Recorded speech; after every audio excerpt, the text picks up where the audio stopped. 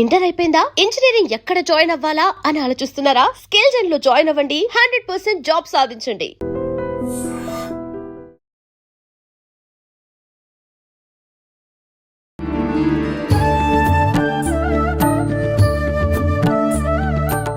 నమస్కారం అండి. శ్రీమాత్రే నమః.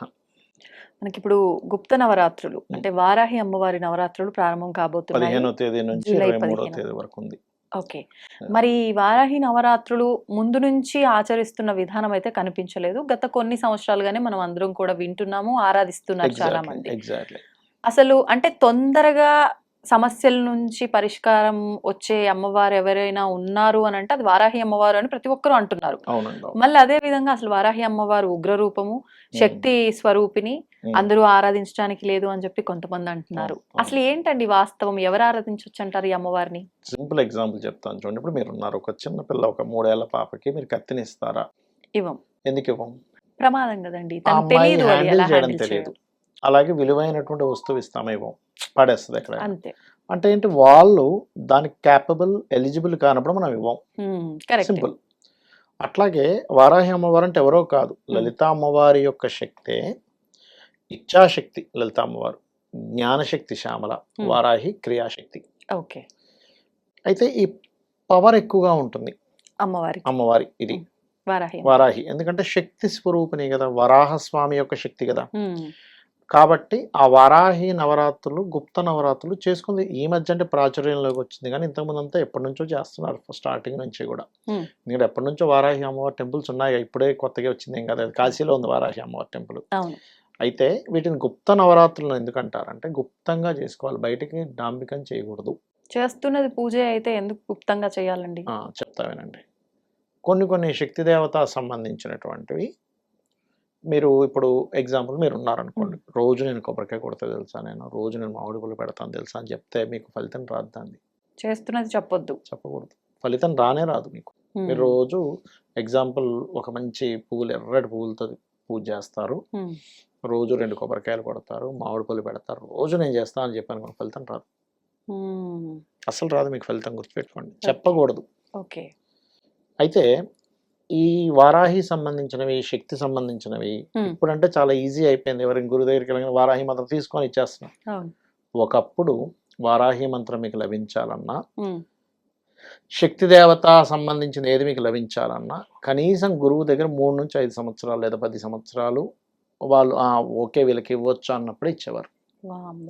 కామ క్రోధాది వికారాదులు వాళ్ళల్లో వాళ్ళు వాటి కంట్రోల్ అయి ఉండాలి. ఎందుకంటే ఇప్పుడు మీరు వారాహి చేస్తున్నారు అనుకోండి, రోజు తీవ్రంగా చేస్తున్నారు, ఎవరి మీద మీకు కోపం వచ్చింది, వెంటనే ఏమవుతుందంటే పిల్లవాడిని తిట్టారని తల్లి వెళ్ళిపోయి ఎలా ఫైట్ చేస్తుందో, కోపం వీడు ఒకరి వల్ల సఫర్ అవుతున్నా కానీ వెళ్ళి అక్కడ ఎనర్జీ చూపించేస్తుంది. కానీ వీరి తర్వాత ఏమవుతుందంటే అయ్యో అనవసరంగా వాళ్ళ మీద వెళ్ళింది ఎనర్జీ అన్నప్పుడు మళ్ళీ వీళ్ళకి కూడా ఎఫెక్ట్. అంటే ఎలా అంటే ఒక పిల్లవాడికి మనం గన్ ఇచ్చాం, ఆ గన్తో పాటు టప్పని కాల్చాడే ఉన్నాం, ఫస్ట్ వాడిని కాల్చాడు, ఫైట్ చేసిన తర్వాత దానికి మళ్ళీ వీడికి అంటూ శిక్ష ఉంటుందిగా. అట్లాగే ఈ ఉగ్ర సంబంధించినటువంటివి ఎనర్జీ చాలా ఫాస్ట్గా వస్తుంది, పనులు ఏమైనా సరే ఫాస్ట్గా అవుతాయి. కానీ ఇక్కడ వీళ్ళు గనక సరిగ్గా వీళ్ళ యొక్క మైండ్ సెట్ కానీ ఎమోషన్స్ ఎక్కువై గురయ్యే వాళ్ళకి కానీ చేయకూడదు అంటారు.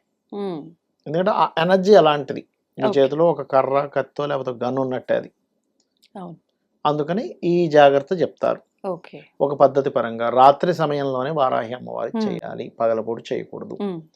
రాత్రి 7 దాటిన తర్వాత, కొంతమంది 8, 9, 10 o'clock అప్పుడు కూడా చేస్తారు, గుర్తుపెట్టుకోండి. అలాగే రెండవ విషయం ఏమిటి అని చెప్పి చూసుకున్నట్లయితే, ఇక్కడ అమ్మవారికి ఇప్పుడు రకరకాల నైవేద్యాలు పెడుతుంటాం, కంపల్సరీ ఈ నైవేద్యమే పెట్టాలి, ఈ వస్త్రమే కట్టాలని ఎక్కడా లేదు. ఇదంతా మనం ఏర్పరచుకుని ఒక మన ఇష్టం కొద్దీ చేసుకునే పద్ధతి. ధూపం వేయాలి, ధూపాలు వేస్తుంటాం, మీకు తెలుసుగా, ధూపం అమ్మవారికి ధూపం వేస్తే చాలా మంచిది. అదంతా కూడా ఒక పార్ట్, అంటే అట్లా తాంత్రికంలో ఒక పార్ట్. ఇప్పుడు వారాహి అమ్మవారిది చేస్తున్నాము, ఇప్పుడు అమ్మవారి యొక్క ఇది చేసేటప్పుడు ప్రధానంగా ఉండవలసింది ఏంటంటే భక్తి. నేను వారాహి చేసిన వాళ్ళని చూశాను, చాలా మంది చాలా తీవ్రంగా చేసే వాళ్ళకి వార్తాలి అంటారు అమ్మవారిని. వార్తాలి, అమ్మవారి ఇంకొక నామమా? వార్తాలి, వారాహిని వార్తాలి అంటారు. వాళ్ళు గనక తీవ్రంగా చేస్తే, ఇప్పుడు మీరు మనసులో అనుకుంటున్నారు అనుకోండి ఏదైనా, వెంటనే వాళ్ళ చెవిలో వినిపిస్తూ ఉంటుంది. వినిపిస్తుందా? అన్ని వార్తలు మోసుకొని చెప్తా ఉంటుంది. ఇగో విజిత గారు ఇలా అనుకుంటున్నారు, ఆ కెమెరామెన్ అలా అనుకుంటున్నాడు, ఆ పక్కని ఇందాక మాట్లాడి వెళ్ళాడుగా డాక్టర్ గారు, ఆయన ఇలా అనుకుంటున్నాడు అని వెంటనే చెప్తూనే ఉంటుంది అది. ఓ చాలా డేంజర్. కాకపోతే ఇందులో మళ్ళీ కంట్రోల్స్ వేరే ఉంటాయి. నాకు వాళ్ళ గురించి చెప్పంటేనే చెప్పే వేరే, ఆ కంట్రోల్లోకి వెళ్ళాలి. ఇది బాగుంది. లేదంటే అన్ని అన్ని వినిపించేస్తాయి. వినిపిస్తుంటే అదేదో కన్నపిశాచి లాగా భరించలేడు. అవును. అయితే ఆ స్టేజ్కి వెళ్ళాలంటే మొట్టమొదటిగా మీరు అమ్మవారిని ఎంత చేస్తున్నారు. ఇక్కడ ఎలా ఉంటుందంటే ఎప్పుడు కూడా చాలామంది ఏమంటారు, ఏమంటే నేను రోజు పూజ చేస్తాను కానీ నాకు కష్టాలు తీరట్లేదు. ఇక్కడ ఒక విషయం బాగా అర్థం చేసుకోవాలి.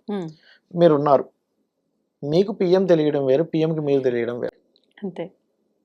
మోడీ గారికి మీరు తెలిస్తే అది వేరు, లేకపోతే రేవంత్ రెడ్డి గారికి మీరు తెలిస్తే అది వేరు.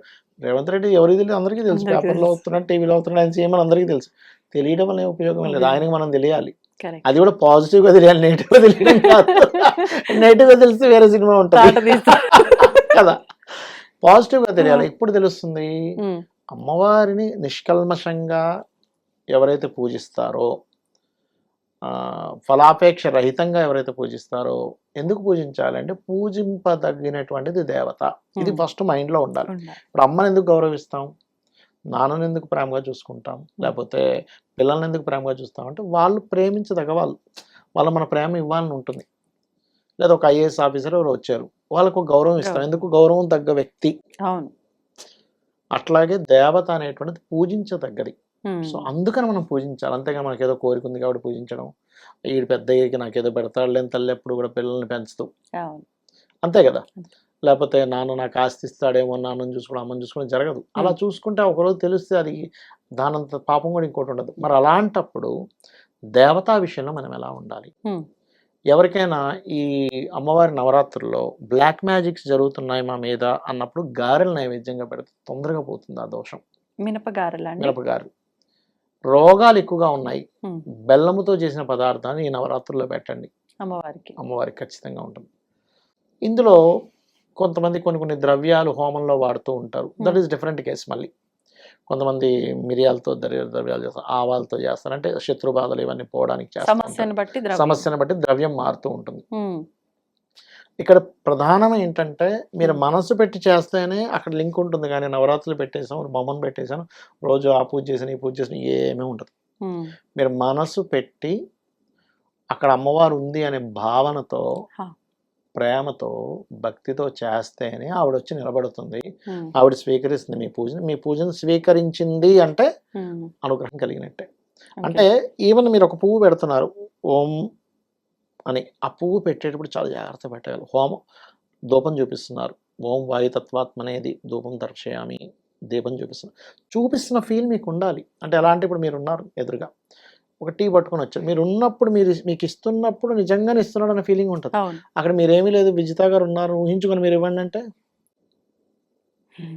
కానీ మన కంటికి కనబడదు దైవశక్తి, కానీ అక్కడ ఉంటుంది. అక్కడ ఉంది, ప్రతిదీ పరిశీలిస్తుంది, ప్రతిదీ గమనిస్తుంది. నీ మనసులో ఏమనుకుంటున్నావు గమనిస్తుంది, బయట ఏమనుకుంటున్నావు గమనిస్తుంది.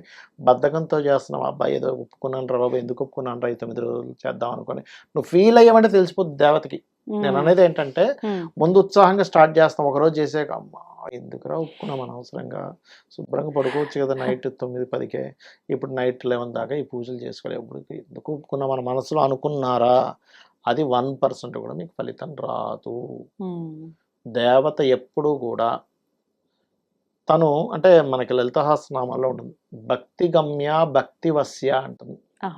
అంటే భక్తి ద్వారానే ఆవిడని మనం చేరుకోగలం, భక్తి ద్వారానే మనం యాక్చువల్గా ఇప్పుడు వసమాన స్వాహ అంటుంటాం చూసారు కొన్ని మంత్రాలు, ఆవిడ మనకేం వశం అవడం, మనం వశమైపోతాం అక్కడ, ఆవిడ వశమయ్యేదండి మనం మానవ మాత్రం. ఇక్కడ ఏంటంటే తల్లి బిడ్డని నా బిడ్డ అని ఫీల్ అవ్వడం వేరు, సొంత తల్లి బిడ్డని ఫీల్ అయినప్పుడు ఆ రక్షణ ఆ పోషణ వేరే ఉంటుంది. నువ్వు మామూలుగా అందరినీ నా తల్లి లాంటి వాళ్ళని అనుకోవడం వేరు. తల్లి నిజంగా నువ్వు తల్లిగా ఎంత నువ్వు భావిస్తావో, అమ్మ అమ్మ నువ్వు ఎప్పుడైతే అంటావో, అమ్మ అనే భావన కనుక నీకు వచ్చింది దేవత మీద అంటే 100% వాళ్ళ జీవితం తరించినట్టే. జీవితం తరించేలా చేయాలి పూజ ఈ నవరాత్రులు, అప్పుడు వాళ్ళ లైఫ్ చూడండి ఎలా ఉంటుందో, తిరుగుండదు. అంతే. శ్రీమాత్రే నమః. And for more videos, please subscribe to iDream. Please subscribe to iDream. Please subscribe iDream. And please subscribe to iDream. For more videos, subscribe to iDream. Please like, share, and subscribe to the channel. Congratulations, iDream. Subscribe to iDream. Subscribe to iDream. So subscribe to iDream Media. iDream ki iDream team andarki huge congratulations. Please subscribe iDream Media. Please subscribe to iDream. Subscribe iDream. Please subscribe to iDream. iDream అంటే నా కళల ఛానల్ను subscribe చేసుకున్న నోరు తిరుగుతలేదు, మీరైతే గంట గుర్తు కొట్టండి. For more such videos, please subscribe to iDream. Subscribe to iDream. Please subscribe to iDream. Please subscribe iDream Media. Please do subscribe to iDream. Please subscribe to iDream Media. For best entertainment and information, please subscribe iDream. And don't forget to subscribe to iDream.